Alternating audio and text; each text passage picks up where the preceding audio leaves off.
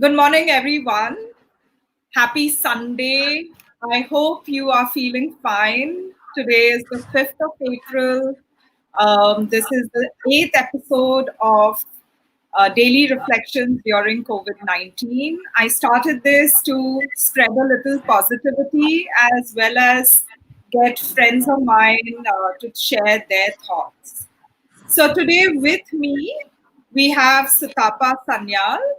She is uh, ex-Director General of Police, Uttar Pradesh. She's also a diversity and inclusion expert, public speaker, advisor on women's leadership, a posh and gender equality expert, and as she told me, she's a student of economics. Welcome, Sutapa. Good morning. Happy Sunday. How are you doing today? Yeah, good morning. It's wonderful to be talking to you and to our viewers today.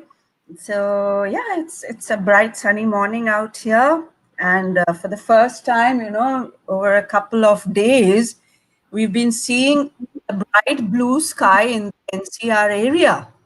So that's a big thing for us because it's a complete haze once you just look up.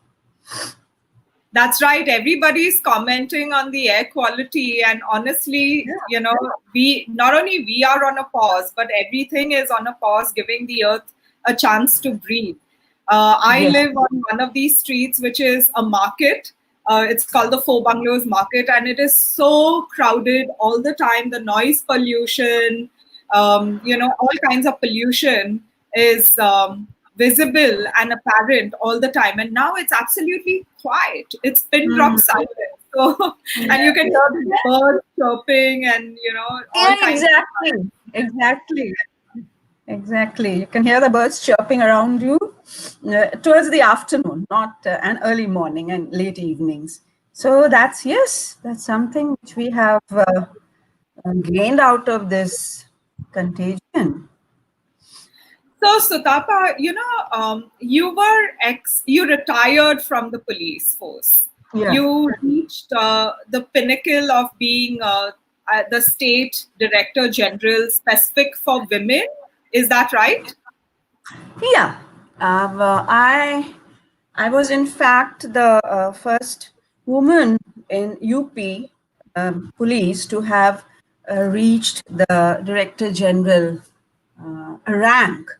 I wasn't the Director General of Police of UP, but I reached that rank in UP, and I was the first woman to have done so. And yes, towards the last 2.5 years to 3 years of my service, I was given the task of looking after the safety and security of women and children, and including the human trafficking aspect of it. So, yes. Could you share a little bit about those fantastic initiatives you started, especially, the helpline, which was one of the first helplines in a state that we, from the rest of India, don't think very highly of for law and order. So maybe you would like to share with us the wonderful, initiatives you did for women and children, especially in technology during that time.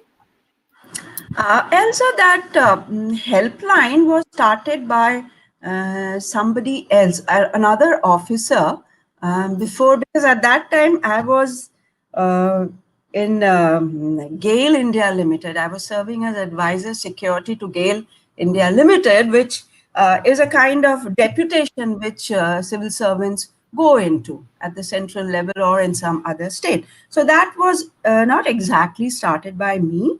But then when I returned to the state towards the end of 2013, and if you remember in 2014, a lot of things were happening, a lot of crimes were happening against women, which were being publicized.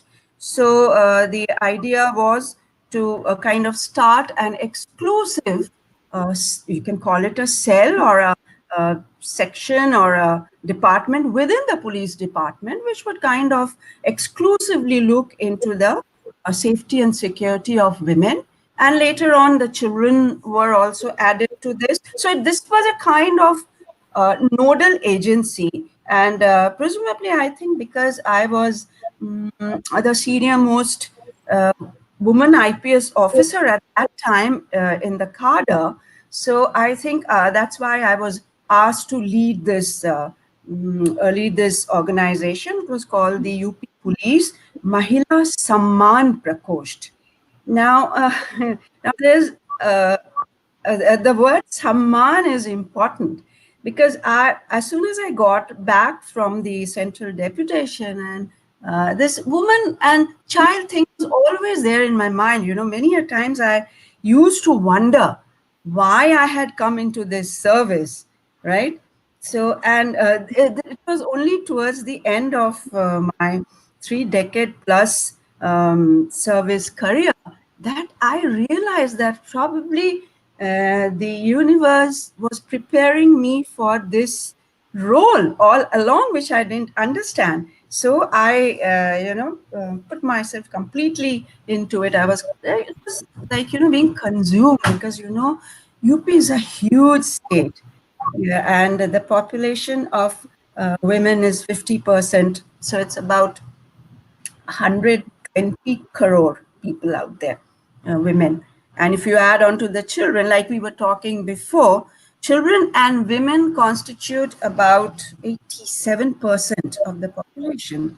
And that would be roughly the same all over, not just in UP, but I think across globally, that would be a combination. So I thought, okay, here was a big challenge as well as an opportunity where I could contribute my best.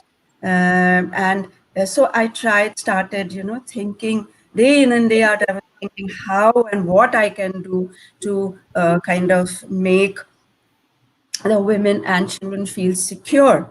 What actions could the government take so that, and the police department take so that they could give a sense of security and safety to the women and children? Because, it's very important that there is a trust between those in governance and the citizens for whom you're trying to do whatever you are trying to do, especially the vulnerable and the underserved. And the women and children come to that category. So here I started thinking and talking, reaching out to people, and then came up with 9 outreach programs. 8 of them were direct outreach ones, rather 7 of them were outreach ones. One was the sensitization of the police force through various trainings, and the last one was a tech platform. We called it Vikalp. Vikalp means an alternative. Because, many, when I started talking to women and from the academia, from NGOs, from everywhere, there was one bottom line that, ma'am, women cannot go to the police stations very easily, and especially in the rural areas. So that got us thinking like what we could do. And so we came up with this tech platform. It was a brilliant thing. Like a woman could access it from anywhere, even the back of beyond districts. Like later on, I found out that we have a district called Hardoi. It's a back of beyond district. But so many online complaints were coming from that place. So it was it was a big revelation for me that look how, and this was way back in 2014.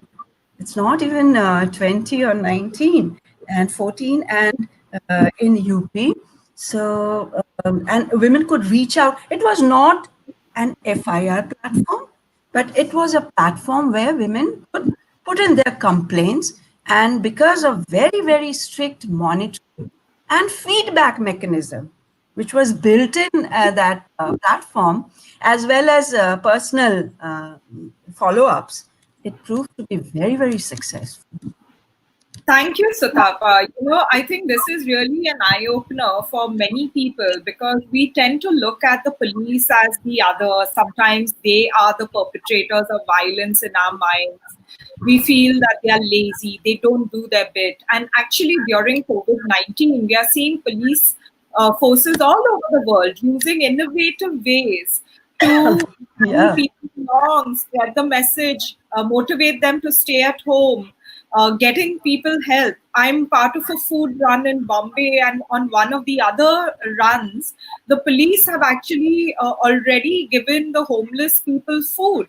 So we Yeah. are Yeah. many acts of kindness, and but in terms of your work, it's also important because in 2013 and 14, you had already thought of bypassing the formal system so that women could reach out and at least document their experience. And that's true because I found in my work that many women may not want to go through the whole justice system, but they do need the help. They do want to reach out. They do want to share what they have gone through. And you made that possible. So even if it was started by someone else, I'm taking on because there are so many themes out here. Yeah, we started another series called Inclusive Cities, where many Yeah. of our audience members mentioned that the sad bit is that once a new government or a new official takes over, they try to undo the work of the others. Exactly, exactly. This is something which I want to highlight because, I don't know why this happens. Any incumbent, anyone coming in will first try to dislodge whatever the other person has done. I don't know. I call it the incumbency syndrome. That's a name which I have given to it. But this should not be so. It is a very it's a big bane which eats into the all the good that bureaucracy can do. I think we should, if somebody has shown the path, I think we should follow it. We should build up upon it. We should scale it up. We should improve it rather than dismantling the whole thing and then trying to reinvent the wheel again. I don't know what happens. As civil servants, you are liable to get transferred all the time. So here, if you try to reinvent everything, by the time you're able to get that wheel rolling, you are yourself rolled out of that post. And what happens? We are, basically, we are all public servants. We all have a service attached to our jobs, Indian police service, Indian administrative service. So we should actually never ever forget that we have a service component. We are a part of service. And service to whom? To those who are underserved. So if we are caught up in our own ego battles, if we try to reinvent everything, it's a big loss to these underserved people. So we have to be very, very careful about all these things. And as you rightly said, this incumbency syndrome kills a lot of good which the bureaucracy can do. I mean, we need to look into this aspect also. I'm busy taking down your words of wisdom. Yeah, I can see it. I kind of love the StreamYard thing which you've come up with. It's good. I can see your logo out there. I can see those creepy crawlies at the bottom. I can see you. No. Yeah. Good. So, so I want to touch upon some part of domestic violence. Now that we are locked down, we are socially isolating and distancing ourselves. All of us who work in this field know that there are spikes in domestic violence, and Yes. it is really hard for women who are in the situation to get the kind of help that they need. Can you share a little bit about what they should do or what kind of help is available for them all throughout India, and some from your perspective as well, from being from the police force, ex-police force. Yeah.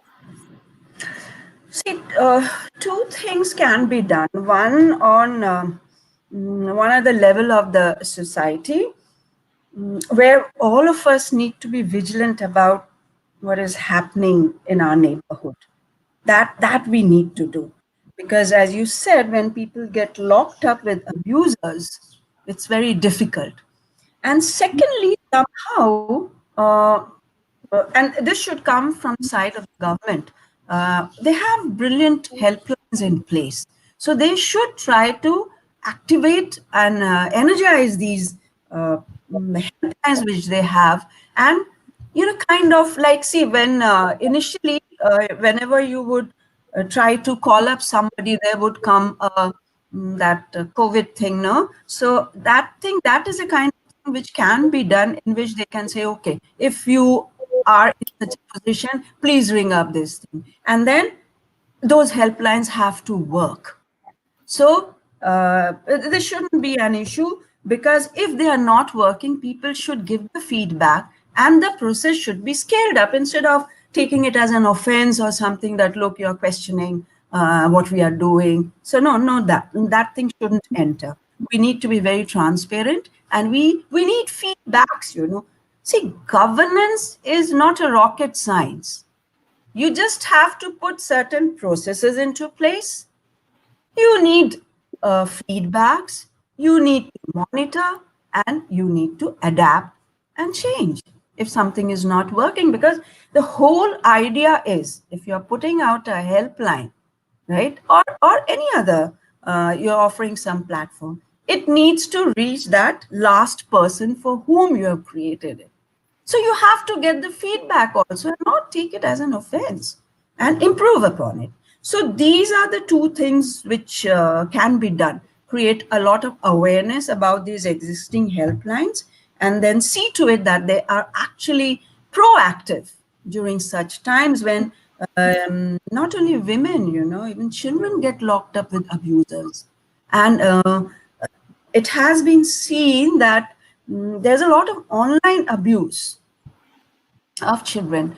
And so even the predators and all, who are also locked up. And this side, the children, the victims, the probable victims, the vulnerable children are locked up. So there is a lot of communication now going on. It can be cyberbullying, it can be, child sexual abuse attempts. So those things also need to be taken into, those things need to be factored into this situation, this unusual situation which has come up now. And so these things can be done. And, I found radio to be a very big communication medium, especially in the rural areas.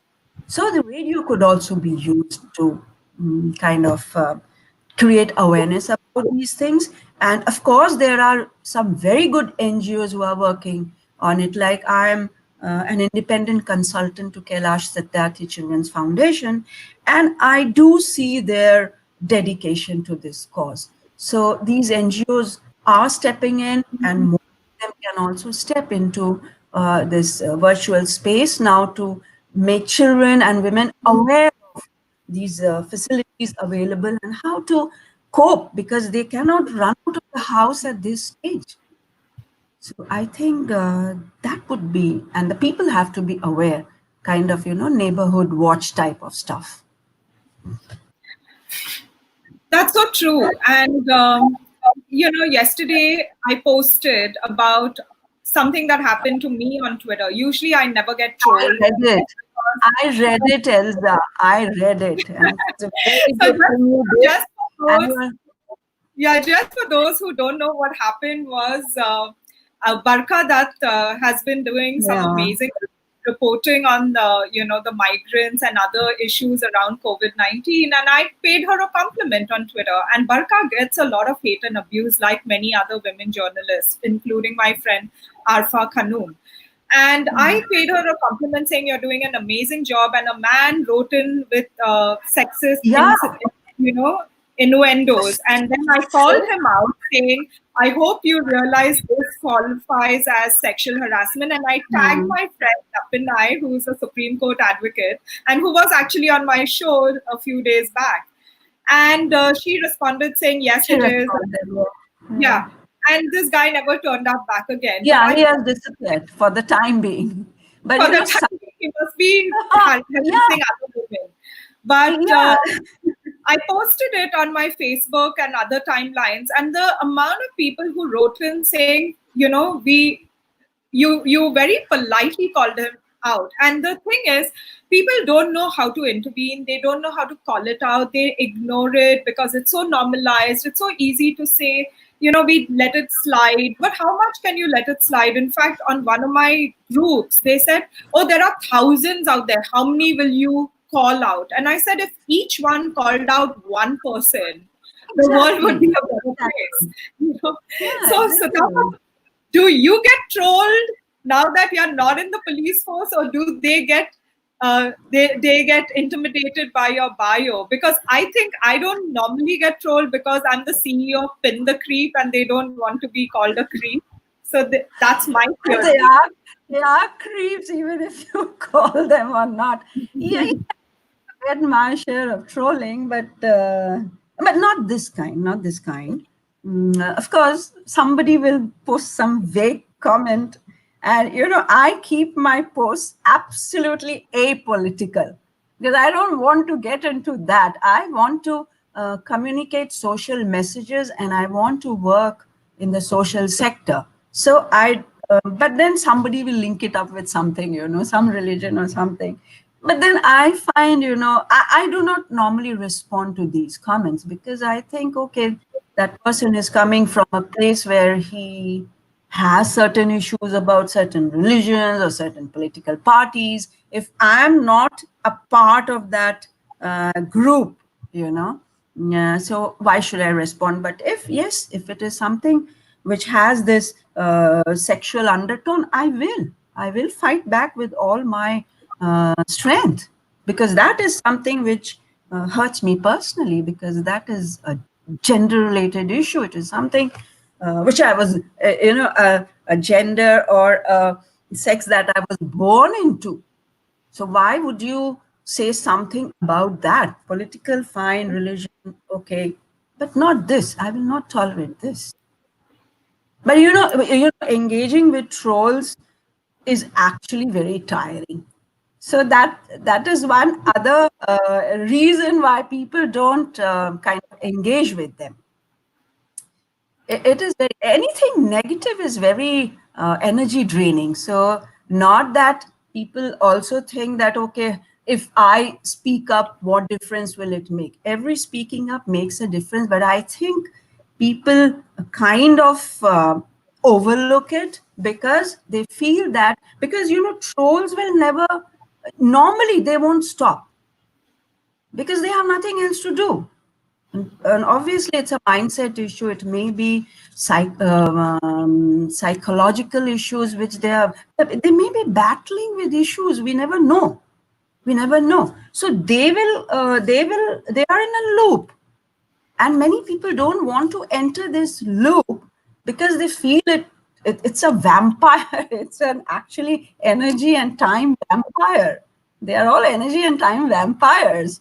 So that's why I think many people would be wanting to keep out of this loop because of this reason. And of course, there would be other reasons too. People think, what difference does it make if just one person says this or the other person calls out? But I think if somebody calls out anything, something which is personal, very, very personal to you, you must respond. You should, at least once, yes. You should record it. You should speak up if you can, and it can be extremely energy draining. You're right. Yeah. Time wasters, because you get into this defending yourself. It's a slippery slope, in my opinion.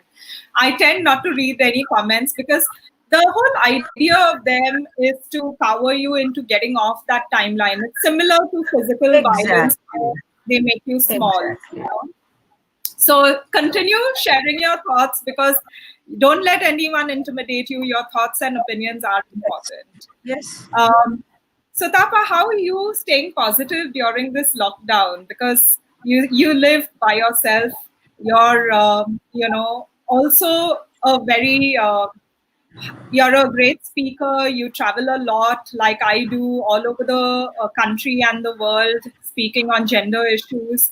How are you coping now that your travel has come to a standstill and you're in lockdown mode?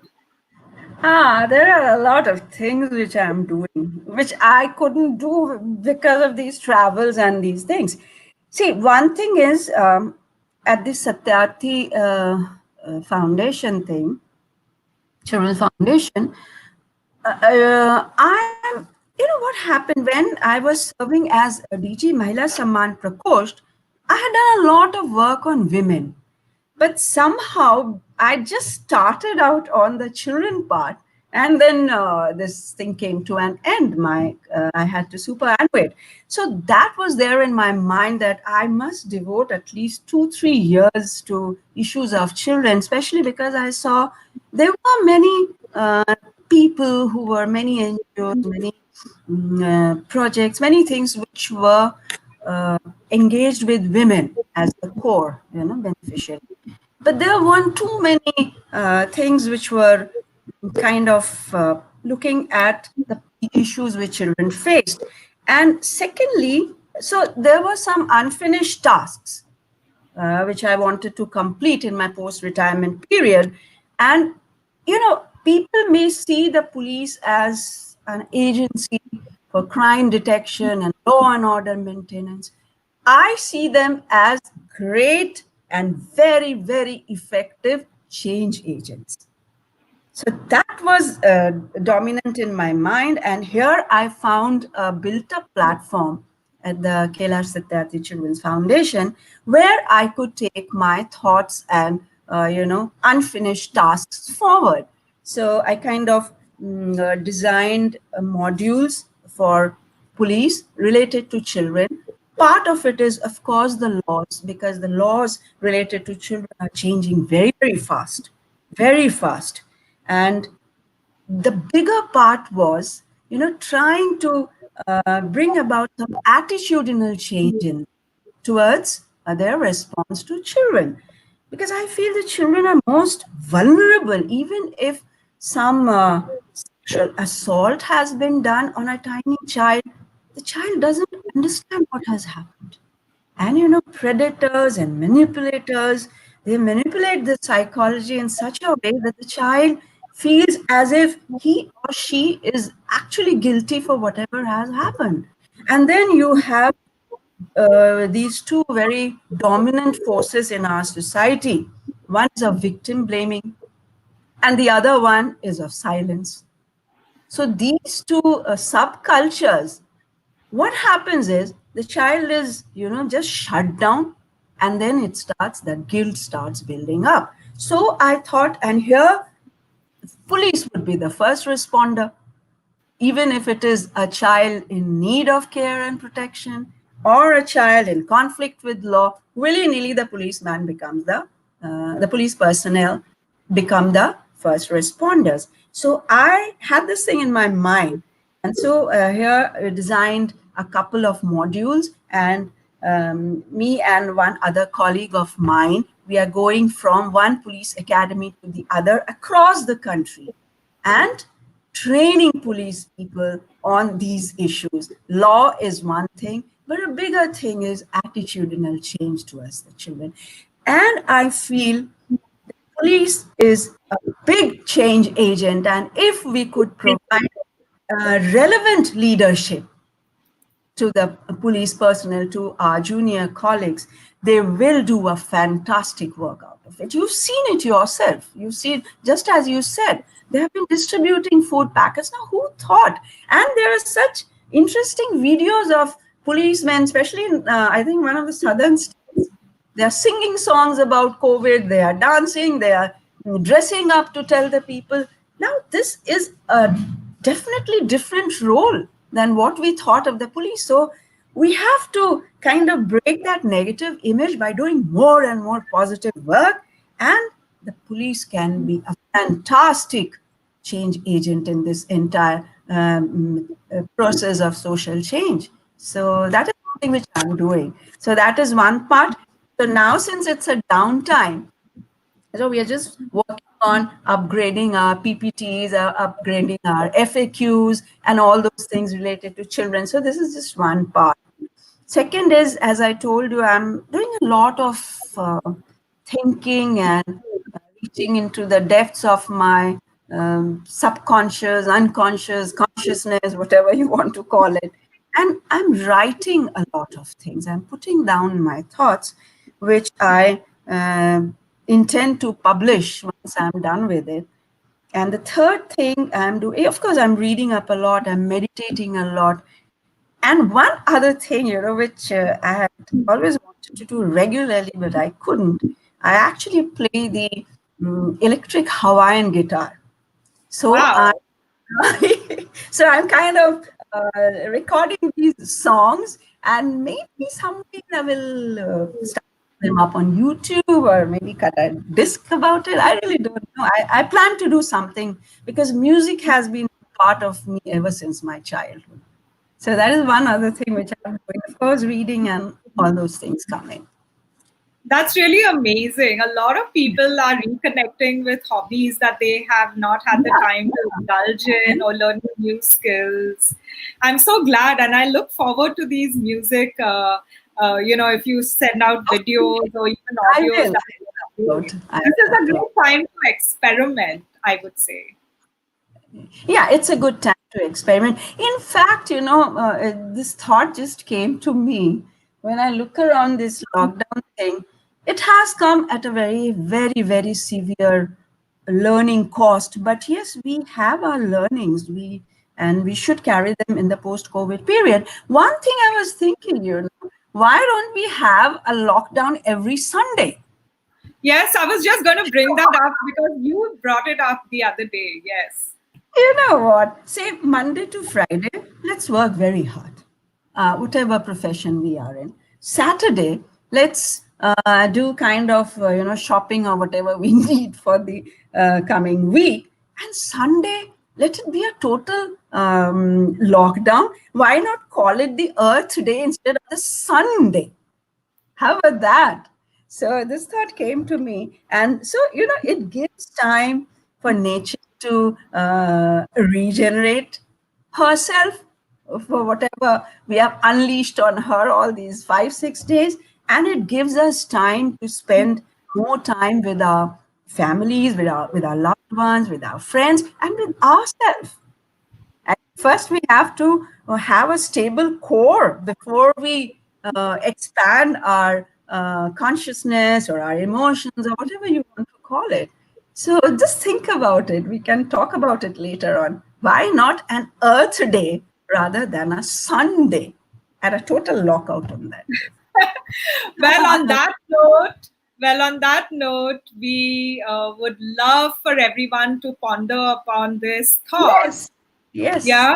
Once this is over, let's not go back to business as usual. Let's Yeah. dedicate 5 days to our work, or maybe 4 days. I would like a Oh, 4 day yeah. working week. Oh, well, yeah, And we can let the Scandinavian countries firm that up for us. But at least five. I mean, we need to kind of categorize and compartmentalize our work and what you call the work life.